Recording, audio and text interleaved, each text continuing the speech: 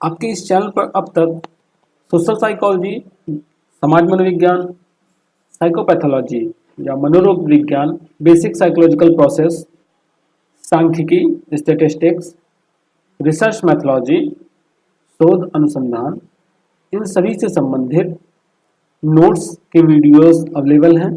इनके साथ साथ एमसीक्यू टाइप क्वेश्चंस भी, ऑब्जेक्टिव क्वेश्चंस भी, जिसमें सोशल साइकोलॉजी से रिलेटेड, एबनॉर्मल साइकोलॉजी से रिलेटेड, पर्सनालिटी मेंटल टेस्ट से रिलेटेड, स्टैटिस्टिक्स सांख्यिकी से संबंधित, रिसर्च यानी शोध से संबंधित, गाइडेंस काउंसलिंग परामर्शन एवं निर्देशन से संबंधित, इन्वायरमेंटल साइकोलॉजी और लास्ट में साइकोलॉजी प्रैक्टिकल से संबंधित कंप्लीट वीडियोस चैनल पर मिल जाएंगे। आपको इन वीडियोस के लिए सिर्फ यहाँ पर जो आपका वीडियो के नीचे टाइटल है, टाइटल के सामने आपको डिस्क्रिप्शन का एरो दिख रहा है, इस एरो पर आप क्लिक करेंगे, नीचे आपको सभी प्लेलिस्ट के लिंक प्रोवाइड हैं। आज की वीडियो में हम बीए फर्स्ट सेमेस्टर का जो अभी एग्ज़ाम हो रहा है उसमें मनोविज्ञान का जो पेपर है, मनोविज्ञान से रिलेटेड जो शॉर्ट क्वेश्चन आते हैं, वेरी शॉर्ट क्वेश्चन, उनके बारे में बात करेंगे। Most important very short question. Exam में आपको 10 क्वेश्चन के आंसर देने हैं और एक क्वेश्चन का जो मार्क्स रहेगा वो 3 नंबर रहेगा, यानी टोटल 30 नंबर के आपके वेरी शॉर्ट क्वेश्चन आएंगे। एक्चुअली इससे पहले मैं एक चीज़ और बता दूं कि ये जो बताया जा रहा है ये डॉक्टर राम मनोहर लोहिया अवध विश्वविद्यालय के स्टूडेंट्स के लिए सबसे इम्पॉर्टेंट है, क्योंकि ये उनसे रिलेटेड इंफॉर्मेशन है। बट अगर आप किसी अदर यूनिवर्सिटी के स्टूडेंट हैं और आपके यहाँ बीए फर्स्ट ईयर में बेसिक साइकोलॉजिकल प्रोसेस यानी मूलभूत मनोवैज्ञानिक प्रक्रियाओं का पेपर पढ़ाया जा रहा है और आपका एग्ज़ाम अभी नहीं हुआ है, तो आपके लिए भी ये वीडियो उतना ही इम्पोर्टेंट है जितना डॉक्टर राम मनोहर लोहिया स्टूडेंट्स के लिए इम्पोर्टेंट है। तो इसमें हम कुछ इम्पोर्टेंट क्वेश्चंस को देखेंगे, 30 महत्वपूर्ण अतिलघु उत्तरीय प्रश्नों को देखेंगे और उनके उत्तर को भी हम डिस्कस करते हुए चलेंगे एक लाइन में, लेकिन आप इनको डिटेल में भी पढ़ लीजिएगा। अब वेरी शॉर्ट क्वेश्चन के आंसर कितने लिखने हैं, मतलब कितने वर्ड्स में लिखने हैं, उसको देखा जाए तो अगर आप 4 से 5 लाइन या 3 से 4 लाइन में भी इसके आंसर लिखते हैं तो भी सफिशियंट रहेगा। 50 वर्ड में इसके आंसर लिखे जाते हैं, तो आप कोशिश करिएगा 4 से 5 लाइन में इसके आंसर लिख दीजिएगा, या अगर कोई फैक्ट वाला क्वेश्चन है तो उसको आप 3 लाइन में भी कंक्लूड कर सकते हैं। तो जो पहला क्वेश्चन है वो है कि मनोविज्ञान की परिभाषा बताएं। तो आप मोस्ट इंपॉर्टेंट क्वेश्चन है, जरूर पूछा जाएगा कि मनोविज्ञान की परिभाषा बताएं, या पूछ सकते हैं कि मनोविज्ञान के जनक बताएं। जनक में थोड़ा सा डाउट रहता है लोगों को, लेकिन आप वहाँ पर विलियम वुंट के बारे में बताएंगे कि मनोविज्ञान के जो जनक हैं वो विलियम वुंट हैं।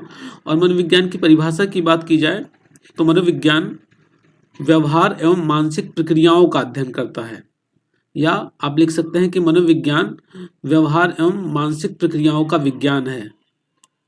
नेक्स्ट क्वेश्चन है संरचनावाद क्या है, इसके जनक कौन है।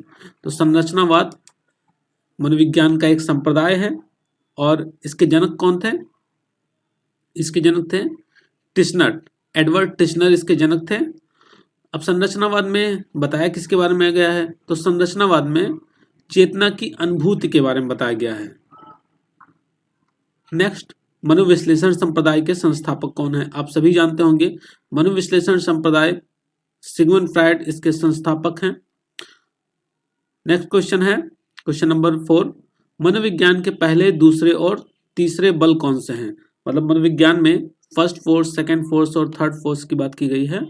तो मनोविज्ञान का फर्स्ट फोर्स जो है, जो आपका व्यवहारवाद है, व्यवहारवाद को मनोविज्ञान का फर्स्ट फोर्स माना जाता है। मनोविश्लेषणवाद को मनोविज्ञान का सेकंड फोर्स माना जाता है और मानवतावाद को, जो ह्यूमनिस्टिक अप्रोच है, उसे हम मनोविज्ञान का तृतीय बल मानते हैं। क्वेश्चन नंबर 5, बौद्ध दर्शन क्या है। तो बौद्ध दर्शन महात्मा बुद्ध से संबंधित है और मनोविज्ञान में, जैसे बौद्ध दर्शन में जो बताया गया है कि जो समस्त दुख हैं, संसार दुखों से भरा है, हर दुख के पीछे कोई ना कोई कारण है, और दुख का कारण कोई ना कोई इच्छा है, इच्छा को हम कंट्रोल कर सकते हैं, तो वो सारी चीज़ें बताई गई हैं बौद्ध दर्शन के अंतर्गत। अब इसका वीडियो भी अवेलेबल है, आप प्लेलिस्ट में जाएंगे, बेसिक साइकोलॉजिकल प्रोसेस का जो प्लेलिस्ट है, तो वहाँ पर बौद्ध दर्शन का वीडियो मिल जाएगा। वहाँ से आप बौद्ध दर्शन के क्वेश्चन को और भगवत गीता, इन दोनों को डिटेल में वहाँ से देख सकते हैं कि भगवत गीता में मनोविज्ञान के बारे में क्या बताया गया है, बौद्ध दर्शन के बारे में क्या बताया गया है। नेक्स्ट क्वेश्चन, क्वेश्चन नंबर 7, अवधान किसे कहते हैं? तो अवधान क्या होता है? अटेंशन। अटेंशन जब सबसे पहले सेंसेशन होता है, संवेदन होता है, संवेदना के बाद क्या होता है, हम कोई भी चीज़ हमें हमारे सामने जब उद्दीपक आता है तो उद्दीपक से संबंधित जो सूचनाएं होती हैं वो हमारे ब्रेन तक पहुंचनी है, तो हमें सबसे पहले सेंसेशन होता है। जैसे आपको कोई टच करे तो त्वचा से संबंधित संवेदना उत्पन्न होती है, फिर वो संवेदना जब मस्तिष्क में जाती है, जब आप उस पर जब ध्यान देते हैं तो मस्तिष्क में जाती है। तो जो उद्दीपक होते हैं, उद्दीपकों में से जिस उद्दीपक पर हम ध्यान देते हैं उसे ही हम अवधान कहते हैं।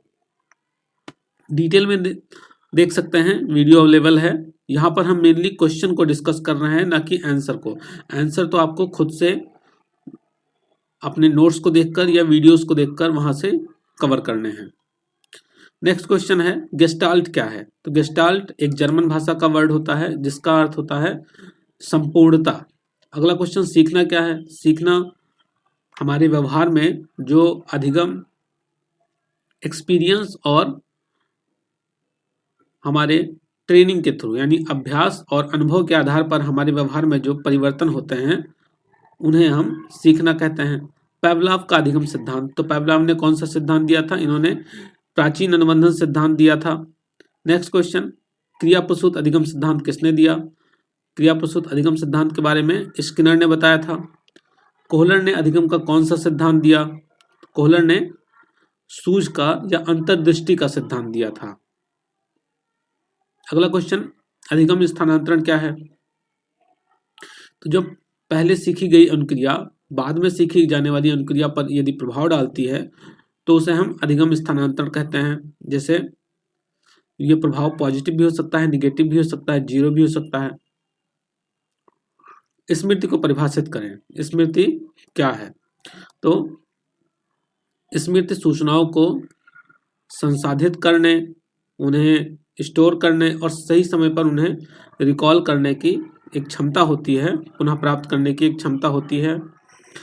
अगला जो इम्पोर्टेंट क्वेश्चन है, काफ़ी इम्पोर्टेंट है, प्रयास एवं त्रुटि सिद्धांत किसने दिया? तो प्रयास एवं त्रुटि सिद्धांत ये थॉर्नडाइक ने दिया था। मैजिकल नंबर क्या है? तो 7 + -2, जो 7 + -2 जो नंबर होते हैं जिसे मिलर ने दिया था, इसे ही हम मैजिकल नंबर कहते हैं। नेक्स्ट क्वेश्चन, संवेदी स्मृति कैसे कहते हैं? तो संवेदी स्मृति का एक प्रकार है जिसे चिन्हकालिक स्मृति के नाम से भी जानते हैं, और इसमें जो सूचनाएं होती हैं वो 1 सेकंड से भी कम समय के लिए संचित होकर रहती हैं। लघुकालिक स्मृति क्या है? तो लघुकालिक स्मृति को हम प्राइमरी मेमोरी भी कहते हैं, और इसमें सूचनाएं 20 से 30 सेकंड तक स्टोर होकर रहती हैं। इसे हम अस्थायी स्मृति भी कहते हैं। दीर्घकालीन स्मृति की संचयन क्षमता कितनी होती है? तो दीर्घकालीन जो स्मृति होता है इसे हम सेकेंडरी मेमोरी भी कहते हैं या स्थायी स्मृति कहते हैं, और इसकी संचयन क्षमता असीमित होती है। बुद्धिलब्धि क्या है? तो बुद्धिलब्धि बुद्धि को मापने की इकाई है, और इसका जो सूत्र होता है वो क्या है? MA/CA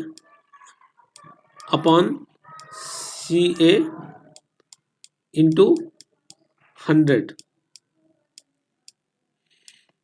ठीक है, तो ये हो गया। स्पेयरमैन ने बुद्धि का कौन सा सिद्धांत दिया था?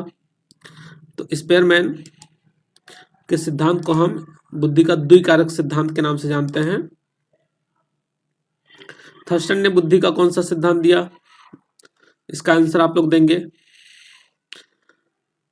आलपोर्ट के व्यक्तित्व सिद्धांत को परिभाषित करें। आलपोर्ट ने व्यक्तित्व का जो सिद्धांत दिया उसको बताएंगे। नेक्स्ट क्वेश्चन, व्यक्तित्व किस शब्द से बना है? तो व्यक्तित्व तो आप जानते ही होंगे, लैटिन भाषा का शब्द, जिसका आंसर आप देंगे। सील गुण क्या है? इंपॉर्टेंट क्वेश्चन है।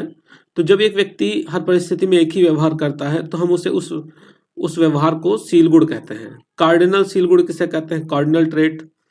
तो कार्डिनल ट्रेट ऐसा ट्रेट होता है जब कोई व्यक्ति उसी गुण के कारण जाना जाता है तो हम उसे उसका कार्डिनल ट्रेट कहते हैं। जैसे महात्मा गांधी अहिंसा के कारण जाने जाते हैं, हिटलर हिंसा के कारण, सचिन तेंदुलकर क्रिकेट के वजह से।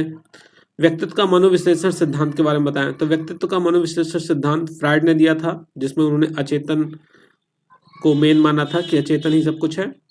अगला क्वेश्चन है, अभिप्रेरण क्या है? अभिप्रेरण या मोटिवेशन क्या है? तो ये एक काल्पनिक ऊर्जा होती है या काल्पनिक शक्ति होती है जो हमें किसी कार्य को करने के लिए प्रेरित करती है। अर्जित अभिप्रेरण के बारे में बताएं। तो जो हम जन्म के बाद सीखते हैं उन्हें हम ऐसे अभिप्रेरण को अर्जित अभिप्रेरण कहते हैं। जेम्स लांजे का या जेम्स लैंग का संवेग सिद्धांत। तो जेम्स लैंग ने क्या बताया था? इन्होंने बताया था कि पहले शारीरिक अनुक्रिया पहले होती है, फिर भावनात्मक अनुक्रियाएं होती हैं। जैसे आपके सामने अगर शेर आता है तो पहले हम भागते हैं, अगर जब भागते हैं तो भागने की वजह से ही हम डर जाते हैं। तो ये कुछ मोस्ट इंपॉर्टेंट क्वेश्चंस थे, वेरी शॉर्ट क्वेश्चन जो आपके एग्जाम में पूछे जा सकते हैं। तो इनको आप जरूर एक बार एग्जाम में देख कर जाइएगा। पहले तो कोशिश करेंगे कि पूरा सिलेबस अच्छे से पढ़ के जाएं, फिर भी अगर लास्ट टाइम पे नहीं पढ़ पा रहे हैं तो आप इन क्वेश्चंस को जरूर एक बार रिवाइज कर लेंगे। तो मिलते हैं नेक्स्ट क्वेश्चन में शॉर्ट क्वेश्चंस के साथ। तब तक के लिए धन्यवाद।